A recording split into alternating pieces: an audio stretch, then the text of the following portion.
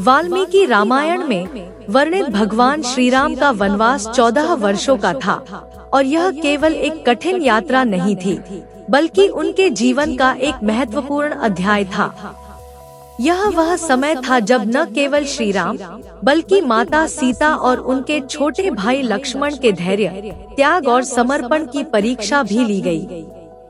वनवास में जाने का निर्णय केवल श्री राम का नहीं था, बल्कि माता सीता और लक्ष्मण ने भी इसे अपना कर्तव्य समझकर उनके साथ जाने का निश्चय किया। सीता माता, जो एक राजमहल में पली बड़ी थी, उन्होंने अपने पति के साथ वनवास जाने का निश्चय किया क्योंकि उनके लिए उनका कर्तव्य उनके ऐश्वर्य और सुख सुविधाओं से अधिक महत्वपूर्ण था। श्री राम के प्रति उनका अगाध प्रेम और समर्पण उनकी शक्ति का सबसे बड़ा प्रमाण था। लक्ष्मण भी भाई के प्रति अपनी भक्ति और कर्तव्य निष्ठा के कारण वनवास में श्री राम और माता सीता के साथ गए। यह त्रयी त्याग, निष्ठा और प्रेम का अद्वितीय उदाहरण है। जब वे श्रृंगवेरपुर पहुँचे, तो वहाँ निषादराज गुह ने उनका अतिथि सत्कार किया। गुह श्री राम के परम भक्त थे और उनके प्रति अपार श्रद्धा रखते थे। यह वही स्थान था जहाँ से श्री राम, सीता और लक्ष्मण ने नाव से गंगा नदी पार की थी। गंगा पार करते समय निषादराज ने श्री राम को समर्पण का भाव दिखाते हुए उन्हें एक सच्चे भक्त का आदर दिया। यह दृश्य रामायण के उन हिस्सों में से एक है जो मानवता, भक्ति और सेवा के मूल्यों को दर्शाता है। इसके बाद वे प्रयागराज पहुँचे, जहाँ उन्होंने यमुना नदी को पार किया और फिर चित्रकूट की ओर प्रस्थान किया। चित्रकूट का यह स्थान ऐतिहासिक और धार्मिक दृष्टि से अत्यंत महत्वपूर्ण है। यही वह स्थान था जहां भरत अपने पिता राजा दशरथ के निधन के बाद श्री राम को वापस अयोध्या लाने के लिए आए थे।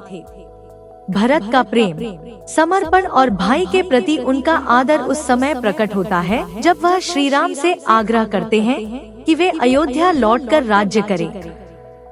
लेकिन जब श्री राम यह प्रस्ताव अस्वीकार करते हैं, तो भरत उनकी चरण पादुका ले जाते हैं और उन्हें सिंहासन पर रखकर राम के प्रतिनिधि के रूप में राज्य करते हैं। यह घटना न केवल भाइयों के बीच के गहरे प्रेम और विश्वास को दिखाती है, बल्कि कर्तव्य और धर्म के प्रति उनकी निष्ठा को भी उजागर करती है।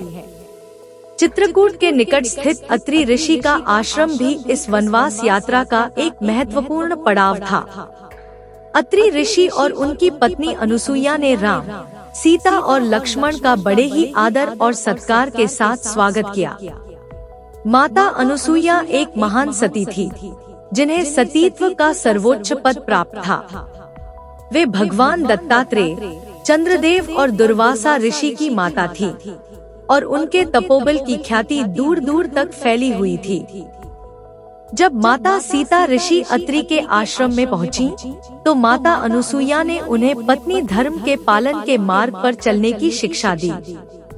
यह शिक्षा केवल एक पतिव्रता स्त्री के धर्म तक सीमित नहीं थी, बल्कि इसमें आदर्श जीवन जीने और कठिन परिस्थितियों में भी धैर्य, संयम और समर्पण के साथ आगे बढ़ने का मार्गदर्शन था।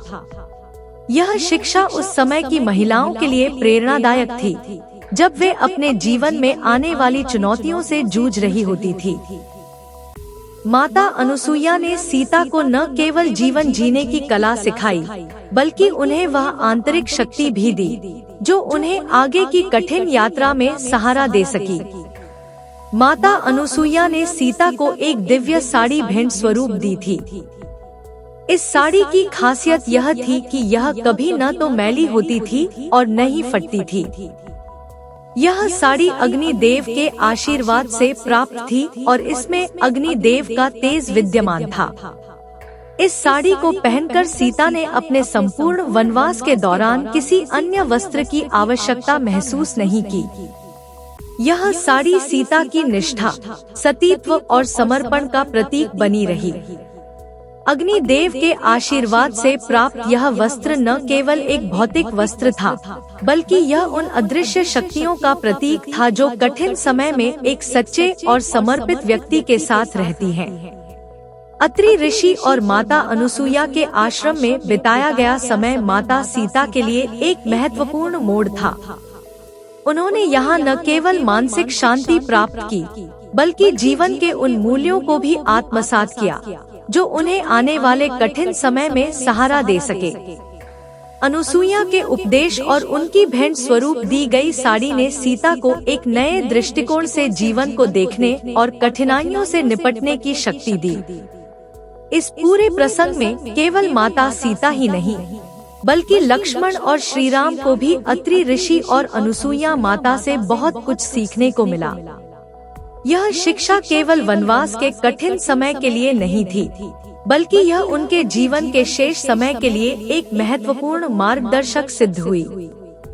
श्री राम, जो पहले से ही धर्म के आदर्शों का पालन करने वाले थे, इस आश्रम में रहकर और भी अधिक धैर्यवान, समर्पित और ज्ञानवान हो गए। चित्रकूट और अत्रि ऋषि का आश्रम इस पूरे वनवास के दौरान एक ऐसा स्थल रहा जहां राम, सीता और लक्ष्मण ने शारीरिक और मानसिक शांति पाई। यहाँ का प्राकृतिक वातावरण, ऋषि मुनियों का सानिध्य और माता अनुसुईया का ज्ञान उन्हें आने वाली कठिनाइयों से निपटने के लिए पूरी तरह से तैयार कर गया।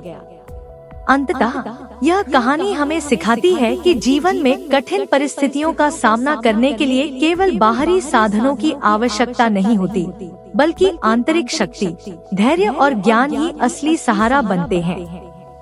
माता सीता का अनुसुईया से प्राप्त ज्ञान और अग्नि देव की भेंट स्वरूप दी गई साड़ी इसी आंतरिक शक्ति और तपोबल का प्रतीक है, जो कठिन समय में भी हमें टूटने से बचाता है।